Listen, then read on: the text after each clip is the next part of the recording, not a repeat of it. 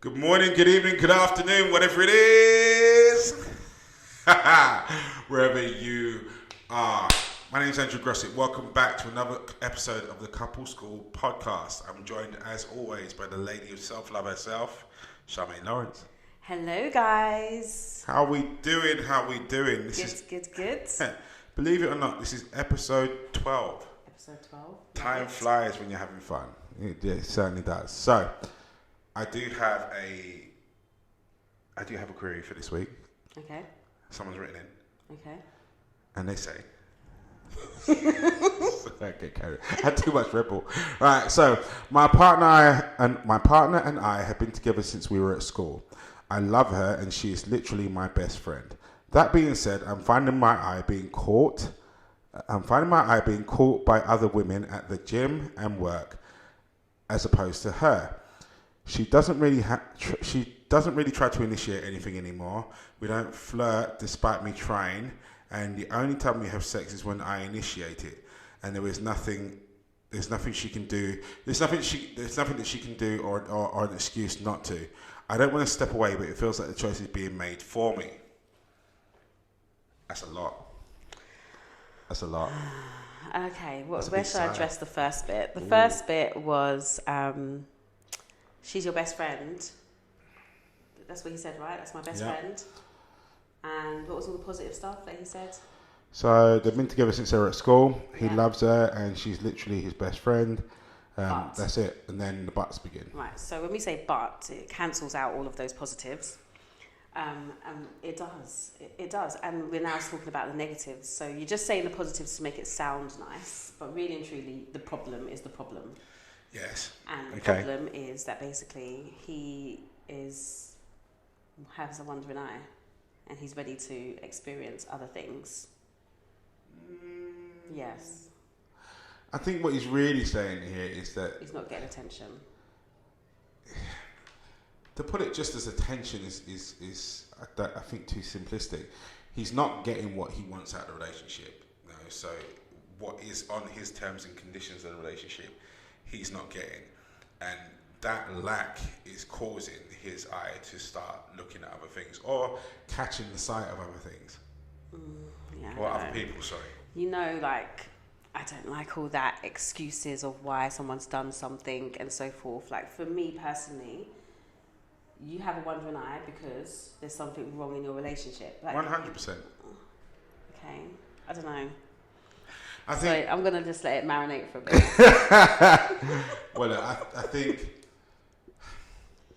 think when you're in a relationship where you're not getting the affection or the attention that you want to, that relationship, even as loving as it might be, can become a very lonely place. You know, and it can leave you vulnerable or susceptible for seeking that kind of attention or that kind of intention from elsewhere.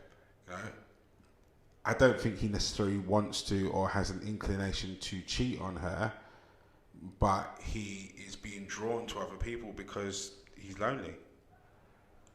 Okay, but it's a two-way street. It's not a one-person thing. Absolutely. And so I think that basically listing all these things that she doesn't initiate this, we don't do this, blah, blah, blah, blah, blah. It's like she, and he hasn't taken any accountability for anything that he is not doing. And I just think sometimes when we're thinking about why things are not working out, we always kind of go to a blame space. Why is she not initiating sex? Has she ever initiated sex? Is that something that you've always taken the lead in? Are you changing the terms and conditions? Now you're like, I normally do that, but now I want you to do that because this is how I feel. Could be a point. Do you get what I mean? And I feel like, the whole your eyes wandering at the gym because I feel like this. And in a long-term relationship, you say this all the time. You have to wake up every day and choose your person. 100%. And so if you are choosing your person, but yet you feel something is missing, something is lacking, the first point of call is to address what is missing and what is lacking. And I don't think he's actually addressed what he's missing or what he's lacking. He's just listed a load of problems. Like, what actually is the lack?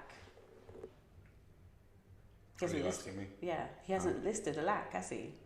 No, because I don't think he knows what it is. Yeah, but then that's the problem. The problem is not necessarily that you can't say, oh, my eyes are wandering, and you haven't even addressed where that lack is coming from. I don't think he knows what the problem is. When I bump into people that are in this type of scenario, everyone points to the bit that they understand. So when this scenario here, we go, well, we're not being physical anymore. That's the problem. But as you said, there was always a set of things that have happened before that problem actually happened. The problem that you're identifying is the effect of the problem that's actually started this landslide of an issue.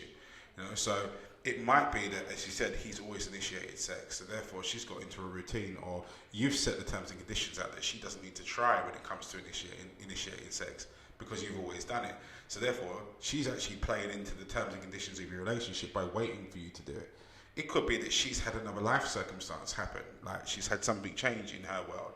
Now, it might be that she hasn't articulated it, but that's a conversation waiting to happen, not you doing a relationship ending maneuver by stepping left and investigating something in the other field. Mm-hmm.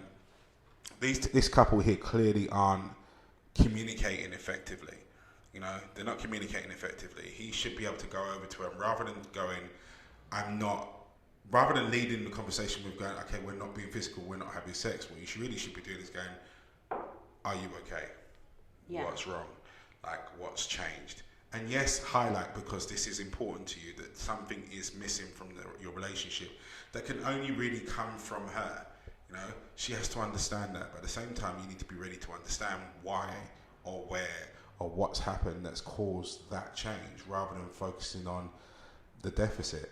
Yeah, and also, is that change her or is that change you? Because we've spoken about growth so much on the podcast, about how people grow and they change as time goes on. Yeah. And so if you've gone through a growth period that she's now no longer used to, she's still responding in the way that she used to respond.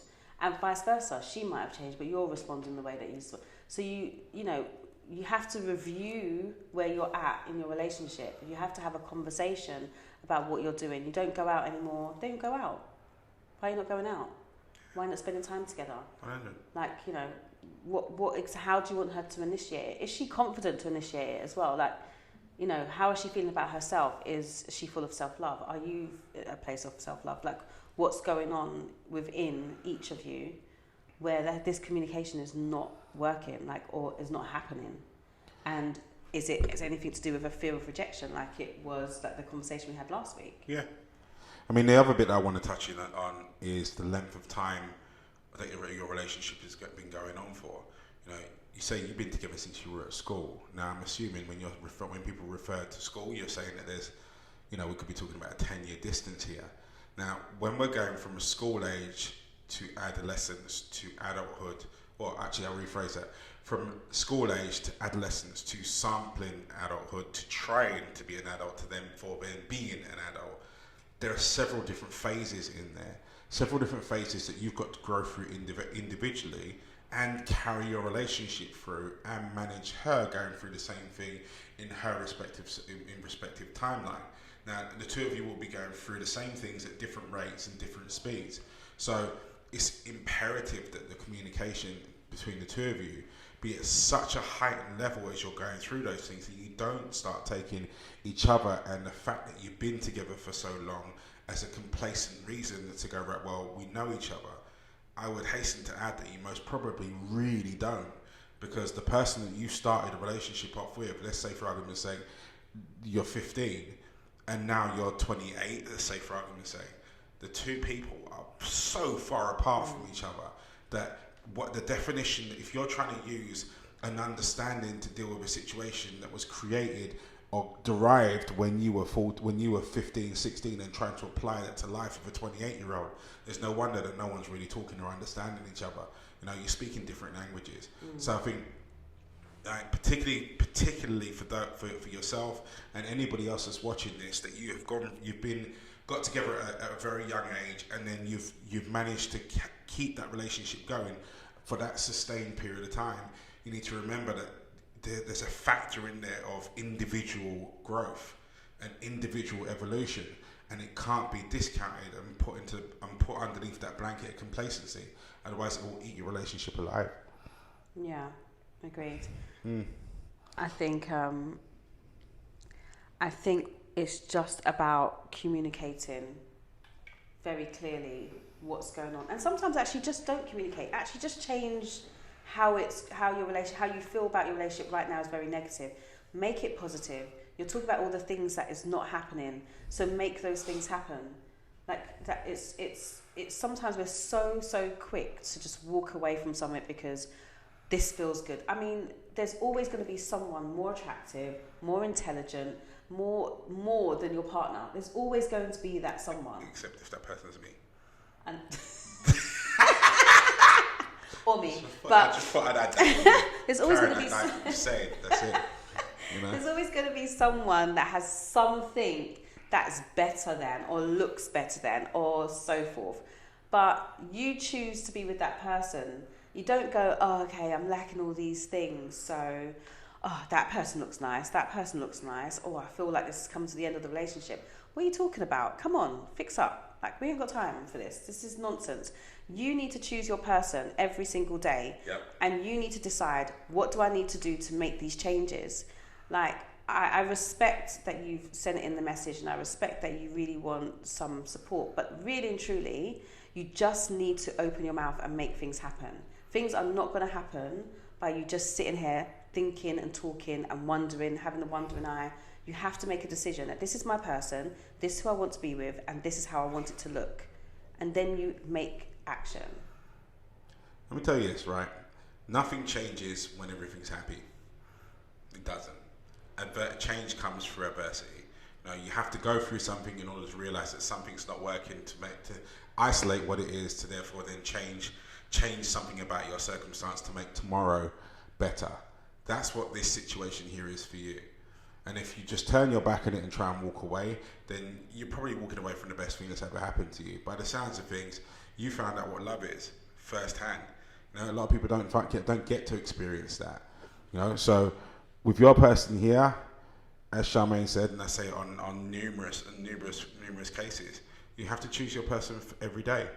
That's the requirement of keeping a relationship healthy, because the minute you step outside of that door, there is 1,000,001 distractions that will take you away from your partner, take your focus away from your relationship, and could end your relationship. When you start each and every day, you look at your person up and down. Like I do it every morning while she's sleeping before I go to the gym.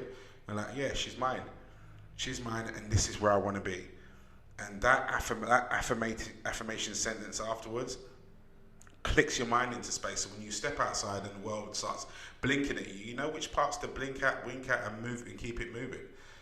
I don't think that where you are is end of the line territory, because I don't think you guys have spoken through this problem enough or done enough to actually save it. And I'm not even sure that she's aware that there is an actual problem to begin with. This is just going to come out like it's blindsided her, and you're just going to come out looking like an a-hole. So my suggestion to you would be, take the time to go and actually say to her, look, I'm not happy with, and we'll go with the bit that you're aware of, I'm not happy with the fact that we're not being as intimate as much as I would like to, or what we used to. I'd like to explore why, and then let her talk. And then after she's finished talking, you go, fine. What I'd like to do is I'd like to work our way through this. Yeah. I want to work our way through this, which means I want to try some things that are different. What do you want to do? What would you like to have done that you've not done? Let's try, instead of trying to rehash an old experience, let's find a new one together. Don't forget, like relationships, two people, two rails. It's like a train track. The only thing that holds them together is shared experiences. They're the beams that go in between the two. By the sounds of things, you've stopped laying beams because you're busy looking at somebody else's train track and looking at how shiny it is. Now let's start laying some communication points between the two of you, and let's see how quick you can repair it. I think it'll turn around pretty quickly. Yeah, agreed. Well, so, what is the meaning of a successful relationship? Are you asking me? Yep, I said it first, so you have to answer first. Oh, that's not fair. I don't have a laptop in front of me. I'm bringing my laptop next week. You should have come prepared. I used to be a scout. You should have come prepared. Yes. Okay, so what's the meaning of a successful relationship? Yes. I mean, a successful relationship is one that's healthy, which is open, which is progressive, and grows. I like that. My version is very similar. A successful relationship for me is one that is open, honest, communicative, and evolving. That's my definition that goes alongside it, because it has to evolve, because you are two people that are growing and moving with this wonderful thing that we call the earth, this big blue marble that we live on. You know, it's spinning and it's growing and it's learning and manipulating and evolving, and you need to be doing that in this side of your relationship. And I add that word evolving there quite deliberately, because people think that because they got to know their person in the beginning, that defaults that they know them right the way throughout. And it's so far from the truth, because your person is evolving at a different rate than what you are, and independently as well as collectively. And yet collectively, the collective part only really happens when the two of you talk to each other and share what you've learned. You know? So if you're not sharing often, it's no wonder that the rails start to warp and people grow apart. Yeah. So I've got another question for you. Oh gosh, here we go. Does it come ready-made? Absolutely. And is love enough? Absolutely not. It is not ready-made, and love does not come. What was it? Is love enough? Love is definitely not enough. Respect comes before love. I don't think I agree with you in terms of respect comes before love, and love is there, but I don't think either of them is enough to hold a relationship together to reach long term. It's a lot of work. It is. I think personally, what was the first bit? What's that? Does it come ready-made? No, it doesn't. How can it? It's not very Disney of you, Charmaine, is it? No, but it seems like that in the beginning, doesn't it? It seems like, oh my God, this is amazing. This is so fantastic. You know? It's like, oh, I've got butterflies. There's like birds flying around my head. It's like amazing. But realistically, that's because you haven't really gotten to know each other yet. Let's be real. Like, you get to know each other.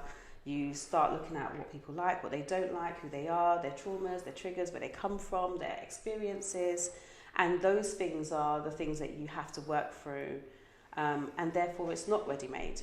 It's, you have to put all these things in the pot, mix it up and see whether or not it's going to work out or not. 100%. That's how it goes. And love is definitely very low down. People really... This whole thing, I don't know if you hear this a lot, like, oh, but I love him, but I love her. Yeah. And it's so, I'm Disney, right? But that is the most sickening thing ever. Like, when you say, tell me why you love him. You can't even say, you don't know. But I just love him. Like, there's just ways that people don't know how to express what they're feeling. So love is just the word they pick. But that's just a whole bubble that loads of things come in there. But yeah, I don't know. Like, for me, love is not enough. Love is just not enough. It's hard work. I think love's an ingredient, and just going back to you're saying what you're saying there, but I love him, I love her. That is not love, that's infatuation. You're infatuated with that person to the point where you no longer see sense. So no matter what that person does, I'm being serious, no matter what that person does, you put that blanket over the top of it, and now you're wearing it like Joseph in his like Technicolor Dreamcoat. Like that's not love. Love is being able to see clearly. Like, infatuation is blind. And I think people that fall into that thing of, you see it or you hear about it a lot in terms of traumas that have got kicked off in a relationship. Someone's been beaten black and blue, but they're not leaving because they love them. Now, it's not that. It's not love. It's attachment as well. You are absolutely infatuated with that person to the point where you are seeing past your injuries and probably blaming yourself for the situation that you've just gone through, rather than taking a look at it. Love is clear, it's transparent, it's painful at times, but painful in its honesty, not in through brutality. So no, and I love that. In terms of, I've got a few of them now. I'm gonna start writing them down. Put them on t-shirts. So when it comes to people saying, right, well, does it come ready-made? No, it doesn't. Lust comes ready-made. When you bump into someone, that's that immediate fizzle, that spark, that draw, the magnet and the metal together. That feeling can be so powerful sometimes that it makes people believe that, oh, this is love at first sight. When really it was lust at first sight. You looked at each other and you thought, oh my God, I want to share DNA with this person. I want to be inside their skin. And that's a great feeling to have. But love is earned the same way that trust is earned, through time and through shared experiences of people being consistent with what they said they are and they're going to do. Love isn't ready-made. And you certainly don't get long-term relationships ready-made. They come like an IKEA flat pack with no instruction manual. You got to put the whole thing back together yourself, bit by bit, and work out where all the screws go and where the bolts go and all the rest of it. You know, so nah, it doesn't come ready made. No, not at all. Nah. What was the other question on there? Do you know what success looks like, and how do you tell your partner I'm going to ignore that and skip to the social media bit? Oh Lord. Yay! Social media, I love your thinking. So, social media, how much of what we see plays into what we expect? Dun, dun, dun. Like at least 80% of what people see encourages and influences them about the decisions they make in their own lives. It's the thing that annoys me the most, because I try to make sure that social media does not influence how I think and how I feel. Mm-hmm. And it's actually harder than I thought it was. Like, I made a conscious decision. I'm not going to be influenced by what I see other people do and say and think. Mm-hmm. And this whole, like, even when I'm speaking to people, like, remember I told you, like, when I first started dating Mr. 6'3", I started talking about it, because I was a blogger, so I was blogging a lot, I was writing a lot publicly. I write still, but not publicly, but I was writing a lot about my experiences, and it became this thing that people were really, they were attached. I was one of them. Andrew was attached. I was waiting for the episodes. They were attached to the what has story. Mr. 6'3" been up to now? Yeah, but then I started to get... It was like watching Sex and the City. And then I started getting females really, like, engaged in this idea of me having this amazing relationship that, you know, I went through a divorce and I was a single mother, and the story was just like so dramatic. It's a drama. Yeah, yeah. And they were like, now it's amazing. And I didn't like this speech, and I kept saying, you know, there's actual work that is behind the scenes. This is just me showing the positive parts. I haven't written about the work that we've had to do, or the arguments that's happened, or the struggles, or the, you know, we are a blended family and how we blended, and all those kind of things are actual real difficult life events. But people were basing their relationships off of my story that they saw on social media. And I found that really scary, to the point where I was like, right, I'm not going to talk about it anymore. I'm just going to stop writing about it. Because I had to started to convince people that that story wasn't real. But it was real. It was a part of the story. But they were sold only on that story, even if I said that's not it. But I think that was your story, and I get part of the story. I get what you're saying. I think for those of us that understand that relationships take work, you can read between the lines of that story and understand that it's not a fairy tale. You know, it's a real life. It's a real life drama. You know, because that's how I took it. I looked at it. I was looking. I'm like, okay, cool.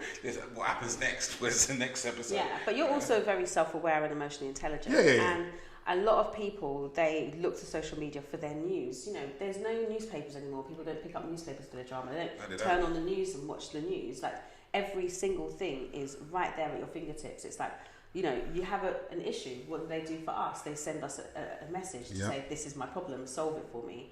You know, or they type in successful relationships, and they see people doing, like, you know, the whole love, couple goals, the couple goals, my favorite hashtag, blah blah blah, and they buy into that, and they feel like that's how it should be. And I really feel like that's why we have so many relationships that fail, because people really believe that it's supposed to be like this.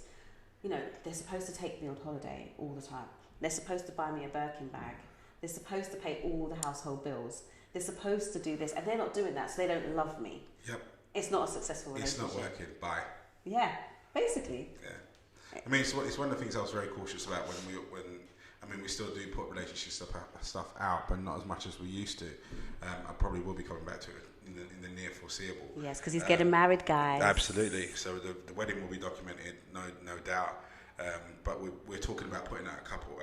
We haven't worked out whether it's going to be a couple podcast or a husband and wife kind of video blog. I don't know. It'll be something along those lines. Oh, that would be cute. You know, but what I want to do is I want to do it from an honest perspective, where people hear the disagreements, because people were under the impression, the same like you're saying with between yourself and Mr. 6'3", that Karen and I, well, we don't actually argue, but we do disagree. You know, we have systems around how we disagree and how those disagreements are resolved, explained, understood, and resolved.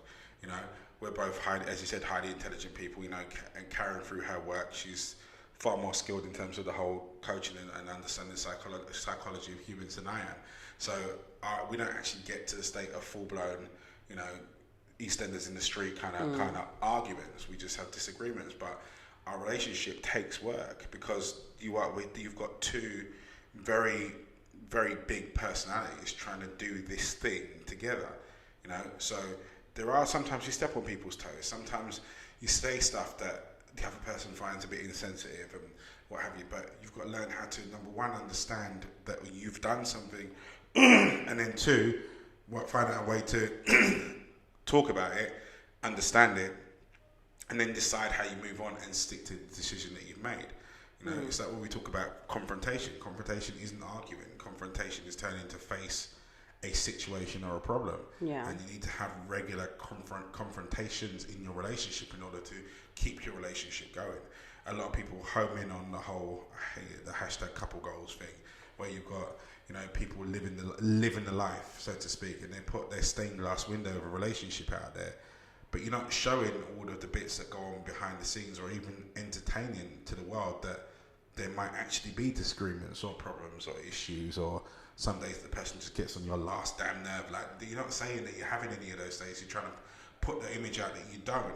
And then when people see that, they take that as their version of, that's just how it should be. Yeah. And when I find my person that I'm supposed to be with, that's when it will be like that. Well, that's the reason why there are some people out there that are single for life, because they still haven't found that situation, because it doesn't exist at all. It doesn't exist. Have you ever been influenced by social media in terms of your relationship? Have I ever? I think I probably have. Have I ever been influenced? Ever scrolled through them and like, oh, you know, that's so amazing. I want that for my missus. I want that for my relationship in the future. Yeah. I think in terms of the big goals, like you're talking about houses, countries to live in, that sort of stuff. Yeah, definitely. It's definitely factored into my forward planning for us, or certainly the ideas that I would suggest to Karen and go, okay, cool. How would you feel about X? Yeah. But our decisions as to what we do are always based on us with our phones facing the floor. You know, it's a matter of going, right, cool. I saw this so-and-so, and Karen more so because she loves looking through social media. I post and go most of the time, but she loves looking through it. So she'll come and go, like a holiday destinations, or she's seen a couple doing X, Y. Oh, what about, we should try something like that, and we're like, okay, cool. It goes onto the list for discussion. Yeah.